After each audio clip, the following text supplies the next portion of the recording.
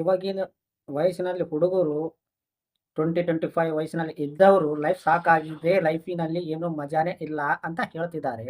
But ನೀವು 25 ವರ್ಷದಲ್ಲೇ ಈ ಥರ ಹೇಳಿದ್ರೆ, ನಿಮ್ಮ ತಾಯಿ ತಂದೆ, ನಿಮ್ಮ ಮುತ್ಯ ಅವರು, ತಾತ ಅವರು, ಅವ್ರು ಹೇಗೆ ಉಳಿದಿರಬಹುದು? 60, 70 ವರ್ಷ ತನಕ ಅವ್ರು ಎಷ್ಟು ಕಷ್ಟ ಅನುಭವಿಸಿದಿರಬಹುದು? ಮತ್ತು ಅವ್ರು ಹೇಗೆ ಬದುಕುತ್ತಿದ್ದಾರೆ? ನೀವ್ಯಾಕೆ ಇಷ್ಟು 20 ವರ್ಷಕ್ಕೆ ನಿಮ್ ಲೈಫ್ ಸಾಕಾಗಿದೆ ಅಂತ ಹೇಳ್ತಿದ್ದೀರಲ್ವಾ?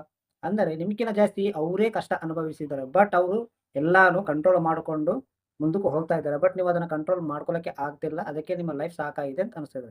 ಎಲ್ಲನೂ ತಾಳ್ಮೆ ಶಕ್ತಿ ಇರಲೇಬೇಕು. ತಾಳ್ಮೆ ಶಕ್ತಿ ಇದ್ದಾಗಲೇ ನೀವು ಇನ್ನು ಜಾಸ್ತಿ ದಿನ ಬದುಕುತ್ತೀರ. ನಮ್ಮ ಕಣ್ಣ ಮುಂದೆ ಎಷ್ಟೋ ಕಷ್ಟ, ನೋವು ಎಲ್ಲಾನು ಬಂದಿರ್ತವೆ. ಒಳ್ಳೆಯವರು, ಕೆಟ್ಟವರು ಎಲ್ಲಾನು ನಡೀತಾ ಇರ್ತವೆ. ಬಟ್ ಅದನ್ನ ಸ್ವಲ್ಪ ಕಂಟ್ರೋಲ್ ಮಾಡ್ಕೊಂಡ್ರೆ ದಿನಗಳು ಹೋಗಿಬಿಡುತ್ತವೆ. ನೀವು ಇನ್ನ ಚೆನ್ನಾಗಿರ್ತೀರ. ಬಟ್ ಅದನ್ನ ತಡೆ ಇಟ್ಕೊಂಡು ನೀವು ಕೋಪದಲ್ಲಿ ಏನೇನೋ ಮಾಡ್ಕೊತೀರ. ನಿಮ್ಮ ತಾತ ಅವ್ರು ನೋಡೋರು 80, 60 ವರ್ಷ ತನಕ ಬದುಕಿದ್ದಾರೆ. ಜಸ್ಟ್ ನೀವು 20 ವರ್ಷ ಬದುಕಲಿಕ್ಕೆ ಆಗ್ತಾ ಇಲ್ಲ, ಸಾಕಾಗಿದೆ ಅಂತ ಅಂತಿದ್ರ ಅಲ್ವಾ?